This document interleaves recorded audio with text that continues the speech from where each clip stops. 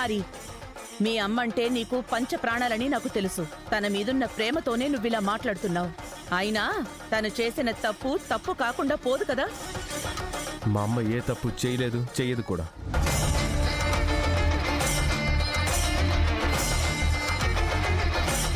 మా అమ్మ మీద ఇంత పెద్ద నేరం వేశారు. మా అమ్మ ఇప్పుడు పక్కన వాళ్ళ ఆనందం కోరుకుంటుందే తప్ప అవతల వాళ్ళని బాధ పెట్టాలని ఎప్పుడూ అనుకోదు.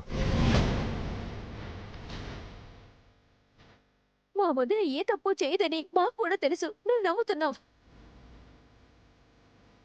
అల్లుడు, మా అక్క కోర్టు మెట్లు ఎక్కక ముందే బయటకు తీసుకురావాలి. ఇక్కడ మీ అమ్మ మీద నోరు పారేసుకుంటున్న వీళ్ళ నోళ్ళు మూయించాలి విహారీ. మరిది గారు, మేమేమి కావాలని కలగ చేసుకోవడం లేదు. ఇంతకు ముందు ఈ ఇంటికి పోలీసులు వస్తే కేవలం మామూలు కోసం వచ్చేవాళ్ళు గాని మనుషుల కోసం ఎప్పుడూ రాలేదు అని చెప్తున్నాను. మొన్నటి వరకు ఈ లక్ష్మి కోసం వచ్చారు, ఇప్పుడేమో ఈ పెద్దవాడి కోసం వచ్చారు. ఈ విషయం బయటికి తెలిస్తే మన పరువు ఏమవుతుందో ఆలోచించండి.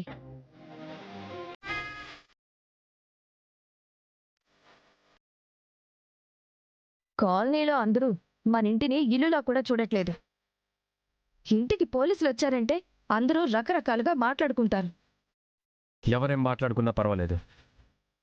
మా అమ్మ నిరపరాధి. తను కలలో కూడా తప్పు చేయని మంచి మనిషి మా అమ్మ.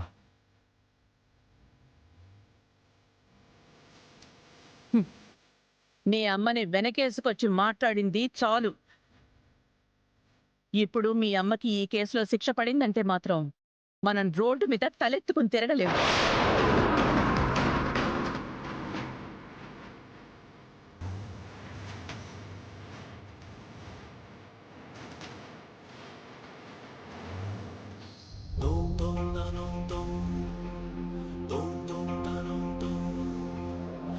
నా కోడలు ఏ తప్పు చేయలేదని నా మనసు నాకు చెప్తోంది.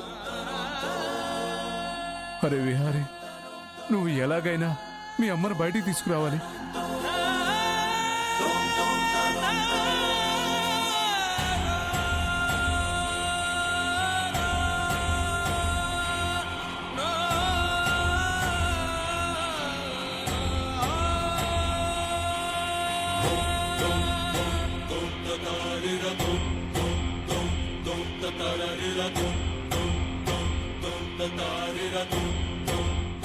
ఏంటే ఏడుస్తున్నావు?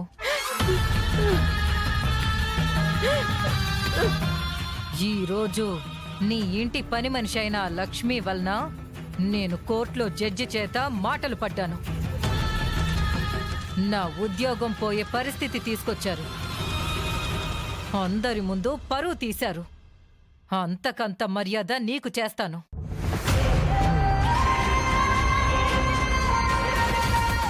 ఇప్పుడే ఏం ఏడవకు.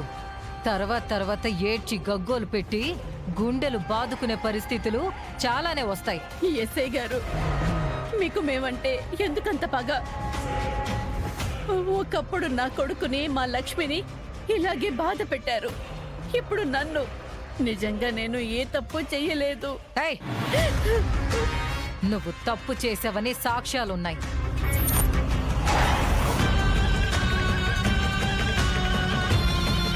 ఇక తప్పించుకోలేవు. నీకు ఇప్పటి నుంచి నరకం అంటే ఎలా ఉంటుందో చూపిస్తాను.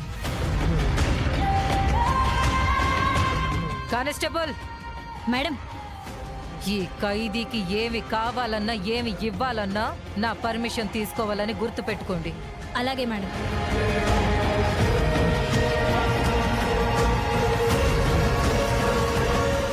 ఎస్ఐ గారు, అయ్యో,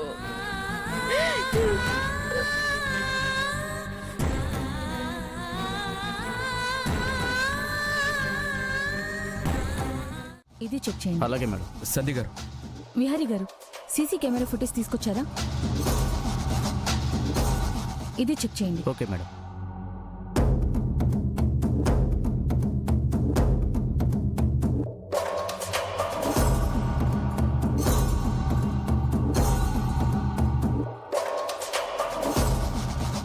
సుమారుగా ఏ టైంలో ఇన్సిడెంట్ జరిగింది? ఉదయం 10:30 ప్రాంతంలో జరిగింది సంధ్య గారు. 10:30 నుంచి చూడండి. సరే మేడం.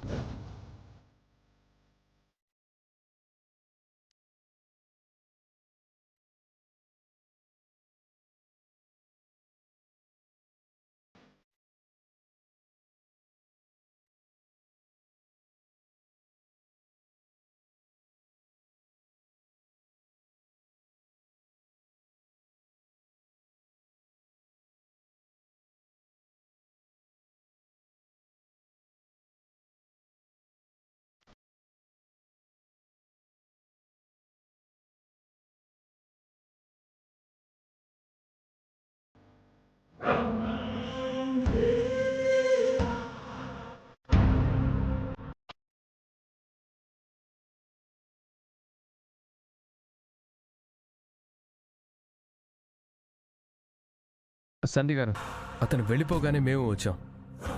ఈ సీసీ కెమెరా కాదు, బయట ఇంకో కెమెరా ఫుటేజ్ ప్లే చేయి. Okay madam.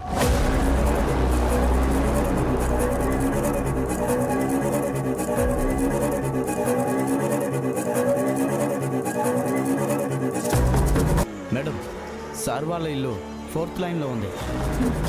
వాడు కొంచెం ముందుకెళ్ళి రైట్ సైడ్ 6th లైన్లోకి వెళ్ళాడు. 6th లైన్లో ఆ ఏరియా కార్పొరేటర్ ఉన్నాడు.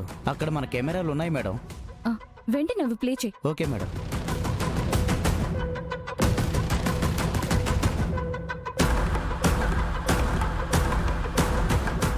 సంధ్య గారు, అదిగోండి తనే వెళ్తున్నాడు.